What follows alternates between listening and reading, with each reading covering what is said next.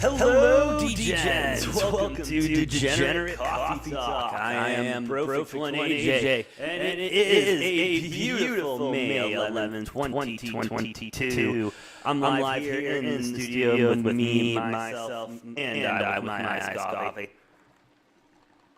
And let me tell you, it is a nice day of sports. Got a smaller slate on the MLB side today. Obviously, with continuing to go on with NBA and NHL playoffs, we will cover some of those games as well as what's going on in the crypto markets right now. Shit has hit the fan. Everything seems to be dropping faster than a sack of potatoes, or faster than some of these UFC fighters I saw this week get knocked the fuck out. I mean, the Ferguson Chandler, there was a crane kick to the face that was just mind-blowing. It was epic. Again, thank you for joining me today. If you have any questions, comments, or just want me to handicap a game for you, go ahead, drop that in the comments. I love to do it. I mean, that's what we're here for anyway, right? Handicap games, make money, and figure out how we keep the shit out of these sports books that try to take our money every day. I'm just finishing getting set up here. I did jump the gun a little bit apparently. I'm getting started today. But hey, it is what it is. We'll work on it. We will work on it. What should we start with? Let's start with the MLB for a little, because that's got some games about to actually get started here soon. Let me go ahead and bring up screen. There we go. 1 second, Degens. Boom, goes dynamite. Let's get it started. At 9:35 a.m. this morning here on the West Coast, 12:30 on the East, we got the Dodgers and the Pittsburgh Pirates going at it. Pittsburgh Pirates stole one from the Dodgers in the first game of the series. Dodgers coming out yesterday and just proving that they are the better team still. Still being played here in... Still being played in Pittsburgh. Rough. I mean, that's just a rough matchup. It's, pitching matchup today. We do have Ryan Papoit versus Dylan Peters. This seems to be Papoit's first start of the year. Wow, this may be his first start in the bigs. Hey, if this is his first start in the bigs, shout out, bud. Welcome to the show. Let's get it going. So if we look at Pittsburgh lineup, that's not going to be available, and we're not going to have any stats there anyway. The Dodgers that have hit against Peters seem to hit pretty well against it. This is unfortunately going to be one of those bets that you have to take all year if you want to make any money when it comes to sports betting. And that's going to be taking the Dodgers on the money line or the -1.5. Because even... It's one of those things where it completely depends on the type of bettor you are. If you want a little bit more of a sweat, you go with the 1.5 at the -125. You're going to get a little bit more of the juice isn't nearly as high, but the days of seeing the Dodgers at -1.5 at plus money are long gone and will probably not come back again, which sucks. But for bettors, you do what you got to do. Is their first 5 still not positive money? Because if it's not positive money, that'd be bad. Yeah, -0.5 at -130. That's even juice worse. That's worse. That's unbelievable. You're getting worse odds on essentially the same bet, but wow, that blows my mind. I guess the books are trying to cover their ass a little bit on the. No, I don't know. That seems like heavy juice. I wouldn't take the half. I wouldn't take anything. If I was to take a bet, I wouldn't take the over 4.5 at the -125 in the first 5. But this is probably where you lay the 1.5 with the Dodgers, give the points out, and take the 125. That's rough. And the Dodgers have been hot. Pirates are going to be one of those teams where if you can find the correct matchups, or even if you just know that they've been on a losing streak, teams essentially, they're due. Baseball is about averages. And so when baseball when you think about that a little bit more, it makes sense for teams to go on a losing streak, and you can catch them at a good number, a good price, and then be able to turn it around and make some profit off of them. I mean, I've been riding. We'll talk about it a little bit later because this is a game I'm going to be going to. So if you're out here in Arizona at the D-backs game, you'll see me there. So come say hi, fellow Degens, and we'll live bet the shit out of that game. That'd be fun. But regardless, the Diamondbacks have been making a shit ton of money off of them. They've been getting hot, so you ride them on the hot streak, and then you just got to understand that the D-backs are not the best team, and so they will drop a game. When they had that nice little 4-game winning streak right there, as much of a D-backs fan as I am, I bet against them that next game when they were favored. I believe it was against who was the last series? The Rockies? Oh, yeah, the Rockies. Took them, I believe that was Friday when they Rockies went up, just crushed us in the ninth. It was terrible. Our relief staff is not the best, but regardless, we'll get to the D-backs a little bit later. Brewers, Reds, I'm not going to waste my time on this. The Reds are probably one of the worst teams in baseball and will be for this season. They'll rebuild. All these teams will rebuild. They'll be able to find the luck of, drafting a guy and being able to really surround themselves with him. But I don't know. That's a hard one. Guardians at the White Sox. I'm not going to touch this game whatsoever because that matchup is just rough because the way the White Sox are probably one of the better teams in the AL Central. Guardians not that far behind. I think everyone's kind of a little hesitant to bet on the Guardians because it feels like they're a new team when actually they're the same Indians team as last year, but just the name change, and so I don't know. That is a hard one for sure. Let's get to. I'm going to say. Give me White Sox first 5 if the number's half decent. Oh, there it is. Boom, baby. Yeah, give me White Sox first 5 minus the half. This is, especially when we get into the relief pitchers, when you get late into these games, I do not trust these guys as much as I wish I could to lay the 1.5, especially on some of these better teams, because it does end up being a run game. The minus a half in the first 5 is just a little bit more manageable, especially what is that matchup? Make sure I'm not talking out my ass here, because if I remember correctly, Guardians Sox. Got Vince Velasquez and Aaron Civale.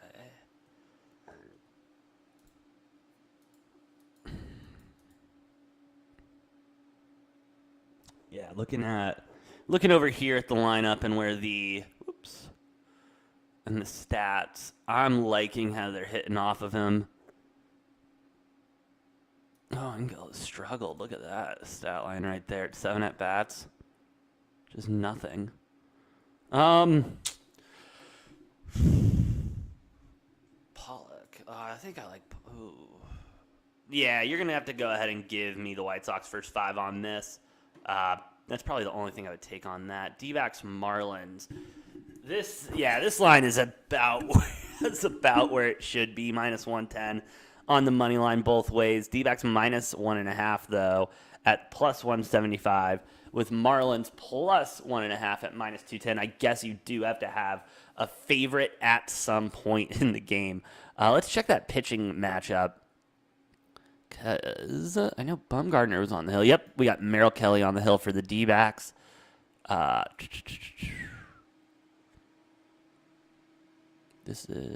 we go. Sandy Alcantara going on the bump for the Marlins. Whew. Yeah, give me Kelly. Kelly's throwing gas this year. This D-backs team, they are clicking right now. I'm going to keep riding them while they're hot. This, honestly, one of my favorite. I've, starting to look at getting back into baseball season and everything, and with how popular sports betting has got, they didn't really have a lot of time to roll out a lot of interesting markets. And so one market that I've been liking a lot in baseball, shut out. No, Merrill Kelly. There it is. It's to be accredited with a win. So essentially that they're the winning pitcher, they get ahead with the lead. They pitch 5 innings, and then the bullpen can close it out, and they get the dub. Merrill Kelly 3-1 on the year. The books and everyone would. I agree. This is about as even of a matchup as it gets. Marlins were favored the entire series in Florida last week, and the D-backs swept them for the first time since 2015, which is just epic. With that being said, though, the D-backs have dropped one to them here. Yeah, just one. They won yesterday. They've dropped one since they've been here, so look for the D-backs to really be closing it out. If they can get another win, I believe that would be 3 series wins in the last 2 weeks, which would be huge for the D-backs because, honest to God, I cannot remember the last time they did that. But, hey, as long as the boys keep swinging, catching, throwing the ball, I mean, baseball is a simple sport at the end of the day, but it takes a lot of talent to be able to do that simple stuff well. So what's up, the boys? Keep it going. Keep it moving. I've been liking what I'm seeing there. Phillies, Mariners. Give me the Mariners money line. I do not know what this Phillies team is. I don't even need to look at the pitching matchup because those bats are about as dead as the balls are this season. It's ridiculous. Yeah, you got fat. Falter on the got Bailey Falter on the line. Yeah, I need some more coffee in my system because I thought that said fatter, but that's a whole other conversation. He's 0-1 on the season, going up against Logan Gilbert, who's been an absolute stud for this Mariners team. 14-7. I mean, 3 games under 500. Very respectable for this Mariners team, who last year honestly just shat the bed, which it happens. It's just one of those things that happens. But coming out strong, good. They're not their pitching rotation, but their lineup is starting to look a lot better, a little bit more explosive, making more contact with the ball. It's, again, a younger team like the D-backs, and so they're experiencing, they didn't get all that time in spring training to really see big league pitchers, and so they're taking these first couple at bats, seeing how that curveball, that slider, that changeup, how they move in a big league at bat, because it's going to be different even between the spring ball they played and what they're seeing opening day. So a lot of adjustments in baseball right now. One thing that really upsets me, though, is, and you got to talk about it. You got to talk about it a little bit. It's baseball is changing. They changed the ball. It wasn't a big story out there, but it is a story. They changed the way the ball was made. I believe it has to do with the sweet spot of the ball. They made it a little bit smaller, and so if you take a ball apart completely, it's a cork in the. It's not a cork, but it's a little rubber ball in the middle, wrapped in yarn, wrapped in smaller string, and then covered in leather, and then stitched together. It's quite awesome. I love baseballs. They're cool. They've essentially shrunk that ball, changed the leather on it to make it a little bit more, I don't want to say dense. I have not touched the ball, so I cannot really, I can say I haven't had my hands on it, so I don't really know how it feels. But it's supposed to give the pitchers better grip so they don't need the spider tack, so that they can get that spin on the ball like they were, so they don't need to quote-unquote cheat like they have been in the past. With that being said, though, it's a detriment to the batters. It's a detriment to the batters, which is a detriment to the product of baseball. And God bless baseball. They are, I want to say, trying to make the product better with the with the pitch clock being included next season. Games are down to about 2 hours, 35 minutes down in the minors, excluding extra innings and everything like that, which is great for the consumer and everything. The average football game is about 2.5 hours, 3 hours, and people can sit there on the couch all day and watch that. So if baseball can do that, and Sundays, become baseball Sundays where you can watch 3 games, 2.5 hours, and it's not going to just murder your brain. There's excitement. But with that being said, baseball, you got to throw the ball, you got to catch the ball, you got to hit the ball. All right? They got the throwing the ball down, the pitching, the throwing, the fielding. They're getting rid of the shift, which is going to be great. They've got the catching down. So these athletes are making some of the most incredible catches I've seen in a long time, and it's unbelievable. It's unbelievable. I was watching a Pirates game the other day, and there was a long shot into the outfield, sun in the eyes, everything, tumbling catch, caught it to end the inning. It was beautiful. Hit me on a nerfy. I love it. But the hitting the ball they have not figured out hitting the ball. I mean, and again, speaking to these athletes, their hand-eye coordination, being able to see that 80-mile-an-hour slider that was 70 miles an hour, let's not forget, about 15, 20 years ago. And it's caught up to modern times, just like any other sport has. These pitchers go in there, and they are just throwing heat. They are throwing gas with anything. The changeup isn't an 82, 79-mile-an-hour changeup anymore. It's an 85-mile-an-hour, 87-mile-an-hour changeup because their fastball is 95. It's unbelievable what these pitchers can do, but they're not giving the batters a fair chance. It's almost reverse what they're doing in the NFL, giving the offense all of this time, all of the penalties, everything, and making it extremely hard for the defense. But baseball is complete opposite. These guys have no problem giving the defense all the tools in the world and then taking the ball literally out of the offense's hands. It's unbelievable. And now, yes, I'm going to, you can go ahead and say, well, AJ, a bunch of overs have been hitting. I have seen 13-1. I've seen 19-1. There was a team that scored 20 runs. Yes, absolutely. The batters are so good nowadays. They can still find the sweet spot. They can still make contact. They can still do that. But that game shouldn't have been 20 runs. The game should have been 30, 35 runs, and probably would have been with how shitty that pitching was and just the meatballs they were been throwing. If that sweet spot was a little bit bigger, we're seeing a couple more dingers. And that score goes up. So don't get me wrong. Do not get me wrong. I am not taking anything away from the offense and these hitters and what they are doing. It's incredible.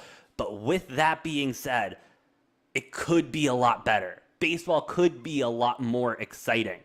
And it's these old heads in baseball who want to see these pitching duels. And I love baseball. I was a catcher for 12 years. I love a pitching duel, but that's because I know the psychology behind it. I know the game they're playing beyond the game. But the average consumer doesn't give a shit about that. They want to see a home run. They want to see a double. They want to see a triple. They want to see an Ichiro Suzuki type throwing it from left field on a line to home plate to get the out. And we have the players that can do that now on a more consistent basis, and baseball is not taking advantage of it. They're staying in the past where we need to get up to the future. NFL has evolved. The NBA has evolved. The NHL has evolved. Baseball has stayed in the past, and it's hard to watch a sport that I love so much be ruined by people who don't care, want to make money, and think they're doing the best, but then have no problem calling the trophy a piece of metal. It's disgusting, but what are you going to do? I'm just going to keep getting on this microphone and saying what I got to say about it because it's unreal. It's disgusting. RIP baseball. The players are doing the best they can with how shitty this league is ran. You guys are doing great. Thank you for what you're putting up with because I don't see any other league putting up with this type of bullshit. I don't. And you want to talk about that? I mean, the way the NBA PA and the way the NFL PA and everyone runs, I mean, if these rule changes and everything, it feels like these players have no say in it in baseball. And again, I'm going to be doing a little bit more digging and researching on that because they have to have somewhat of a say. They have to. That's why they have that MLB PA, but it's, I guess, to the extent and everything because it feels like if players actually had a say in these decisions, some of this stuff would not be changed. Like the ball. Like, why would you change a ball that you've been playing? Like, these people. And that's the thing that blows my mind. Baseball, this is my last thing, and then we'll get into the NBA playoffs and NHL playoffs real quick. But if you stay in the past on so many things and don't want to evolve, that's baseball as a whole. From the writers, from the fans, they want it to stay the same. They want it to be old school, and I get it, and I don't think with these changes we're losing the essence of baseball, but the changes we're making are solving problems we don't have. When Spider Tack was taken away from the pitchers, we did not see a shoot up in batting averages immediately. Those decent pitchers, those good pitchers, those talented pitchers who should be in the MLB, they were still throwing gas. They were still throwing their slider with unbelievable movement, their curveballs with unbelievable movement. These guys today are still throwing, and I'm seeing this movement on these balls that is just unbelievable. But you're going to change the ball that you've been hitting since you were a kid, since probably before you knew how to talk. You're going to change that ball. All right, baseball. All right, baseball. Yeah, that's what's important. Let's change the ball. All right, baseball. With that being said, I am going to go give them money because I'm going to go to the game this afternoon because I love baseball. I'm going to go see the D-backs play. It's a good time. But with that being said, let's get to some playoff action before we wrap up here on Degenerate Coffee Talk because no one is watching this live stream. And it's fine. This is too much fun. Let's get to it. We've got the Bucks and the Celtics in action tonight. Line opened up Bucks as a 2.5-point favorite. And we have seen a complete shift in that. Bucks now a 5.5-point dog going into this game. Celtics 5.5-point favorite. Money line, we're looking at plus 180 minus 220 right there. 213.5 seems to be experts, quote unquote experts, seem to be split on the matter. Let's see where the money and the bets are at. Whoo! People love that 5.5 right there with the Bucks. People love that 5.5 right there with the Bucks. 59% of the bets, 72% of the money on the Bucks, making them the public dog, as I like to say. Man. And it's at Celtics, right? Yeah, they're the home favorite. Listen, and I'm going to let some conspiracy theories fly here, but it's hard not to take these home teams nowadays in the playoffs. It really is because Suns won yesterday. I believe the Heat won. Yeah, the Heat won yesterday. Wild won yesterday. The Hurricanes won yesterday. I mean, I don't know what it is. I don't know if it's the officiating. I don't know if it's the crowds getting into these officials' heads. But, these home teams seem to be winning at home, as they should. And so give me the Celtics minus the 5.5. That's a big spread for playoffs. But the Celtics have been dominant. I really think we are going to... as much as I want the matchup as a Suns fan, I really see the Celtics making it all the way. They're the only team coming out of the East that I really see as the threat, as the team that is the issue. With that being said, let's move on to Golden State at Memphis Grizzlies. RIP Ja Morant season. As of right now, it is being reported that he will. That it is. Oh, what was the wording? It was like that it is most likely that he will not be available for the rest of playoffs. So they're keeping him open because it seems like the injury is more of and I have not done enough research on it, but from what I've gathered so far, it seems to be more of a severe, I don't even want to say severe aggravation. I'm not a doctor. I don't fucking know. But it seems to be an injury that could come back in a couple weeks, maybe if he rehabs it right, everything goes their way, some chips fall. But the way the Warriors have been playing, I really don't think they'll have an opportunity to use Ja again. Not a lot of movement on this game. It opened up at 3.5 points. The Warriors being the favorite now by 4. The total at 219. Now, and here's the thing. Let's not forget. The Grizzlies are really good without Ja. I believe the stat in the regular season was they won like 25 games without Ja. I don't remember out of how many that total was, and so I'm not even going to try speculating. It was at least 25, obviously. But now Ja is still very important to this team. He is a superstar. But the Grizzlies are able to pull it out. Now, you're thinking, AJ, you just said it's hard not to take the home teams here. Yeah, it is, but not when Jordan Poole, Klay Thompson, and Steph Curry are playing the way they are. I mean, it's playoff stuff. It's playoff stuff, just like a playoff LeBron, just like a playoff Tom, just like a playoff, I wouldn't say, I was going to say Aaron Rodgers, but that would be disrespectful to Steph Curry. Yeah, he's one of those players. And one of the quotes that I love to death, stars come out, the stars shine when the lights are brightest. And that is so true when it comes to guys like Steph and, Jordan Poole now stepping up. Ja Morant, obviously, in this series stepping up. But give me the Warriors minus the 4. You got to. You got to. And then I'm probably going to take Steph over on points. Tomorrow I'm going to try to get on to do one because I know the Suns are playing. And the big thing for the Suns game tomorrow is seeing, well, I guess I can look it up real quick. Let me just change here. The thing that I've been now having to pay very close attention to is the officiating crews for the NBA. Because of the history, that does come with it. And Scott Foster with, CP3, 13, 14-0 now or something.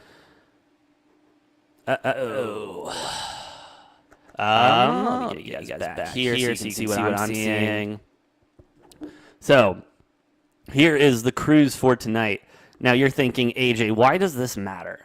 Why does this matter that Mark Davis, Josh Tiven, Mark Lindsay, and I'm not even going to try because that is a very Italian name that I'm going to F up, Zach Zarba, Tony Brothers, Bill Kennedy, and Jason Gobble. Why do I care that they are officiating tonight? And why have I been watching the officiating crews the last 3 days? And why is it important that Scott Foster has not been an official the last 3 days?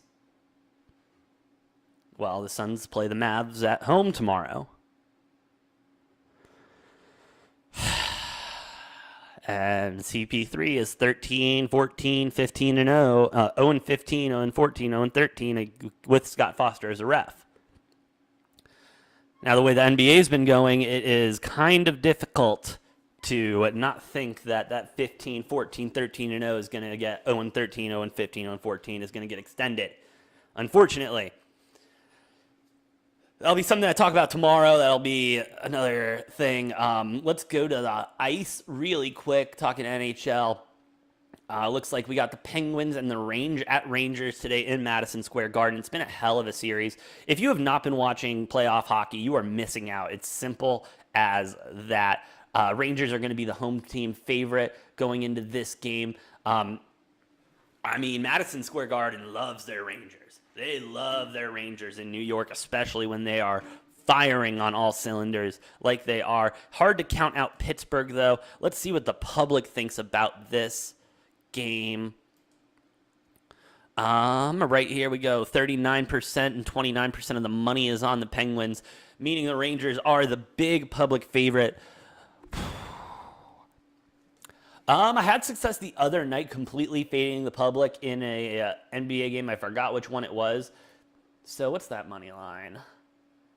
I'll be safe and take the 1.5, the plus 1.5 for the Penguins, but I'm also going to sprinkle a little bit on that money line, plus 114. Love the over also at 6.5. Capitals, Panthers at 4:30 today. 1.5 point favorite is the Panthers. Panthers at home. The Florida Panthers are solid. They've been a great team, the high-scoring team.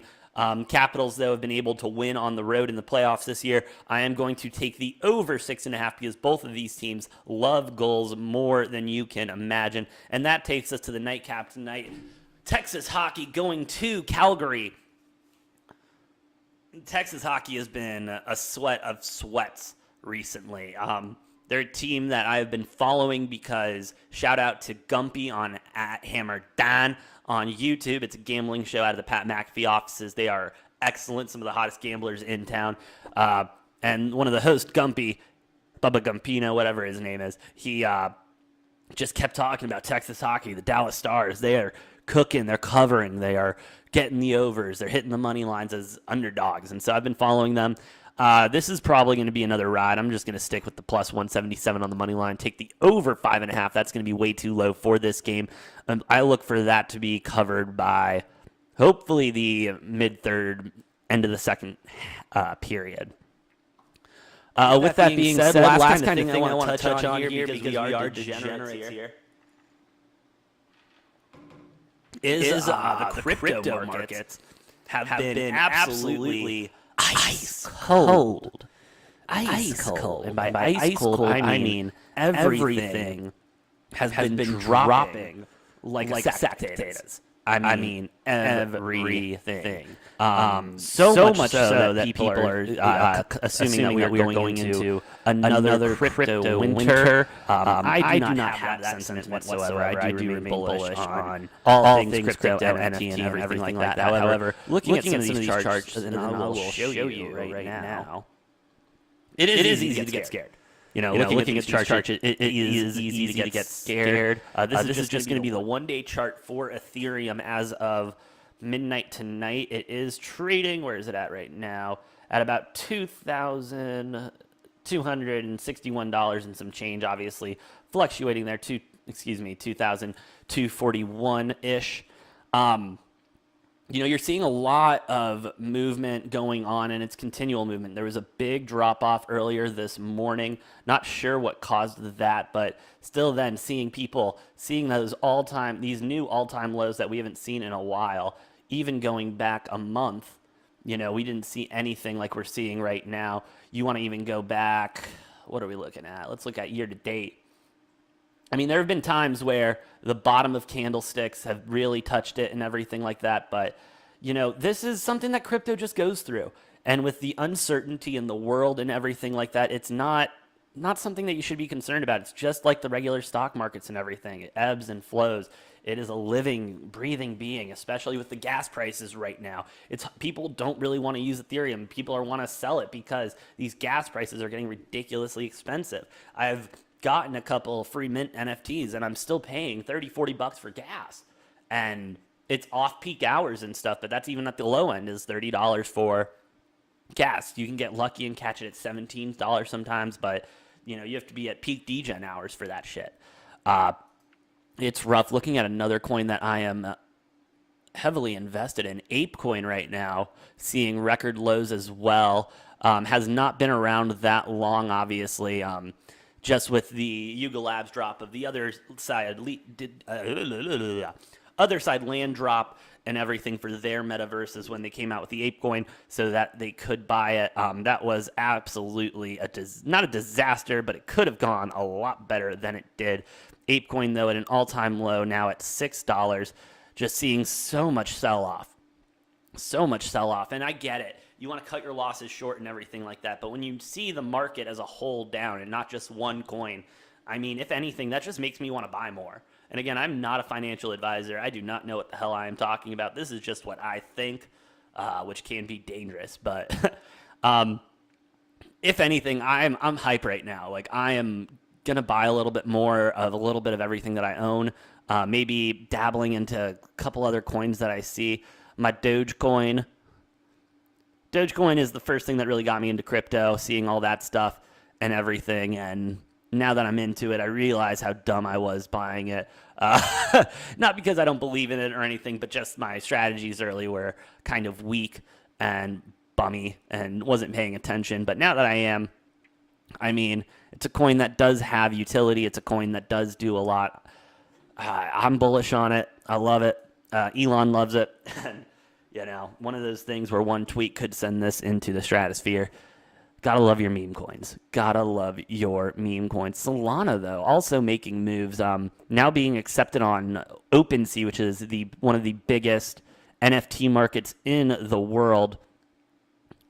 Trading at $55 right now after a couple days ago reaching a high of about, $135. And then in November, it was up to $255. The Solana chain's interesting from what I've been able to gather about it. I'm still doing a little bit more research on it as Degenerate gets closer into going into the metaverse and everything like that. the gas fees are hella low. Gas fees are very low. That's why I'm surprised to see. That's why I think Solana is going down, just because everything else is down. There's a lot of fear in the market right now. People just wanting to get out. Can't blame them, but it just sucks to see. Sucks to see. Well, with that being said, no worries. If you're holding crypto right now and you do believe in it and you're in it for the long run, I would not be worried. I'm not worried personally. I mean, it's not fun to look at your portfolio right now, but just put it aside, put it down, just know that all of this, it's the economy. Shit happens all the time like this. With that being said, looking to hopefully be back later tonight with a golf episode previewing the upcoming PGA Tour. And that's going to be fun. Big tournament this week. Kepka already announced that he withdrew. And so we're going to have to see how that wraps out. We'll also cover a lot more playoffs as the NBA and NHL rolls around. MLB is just going to keep going because we got a long way to go. We'll see you next time on Degenerate.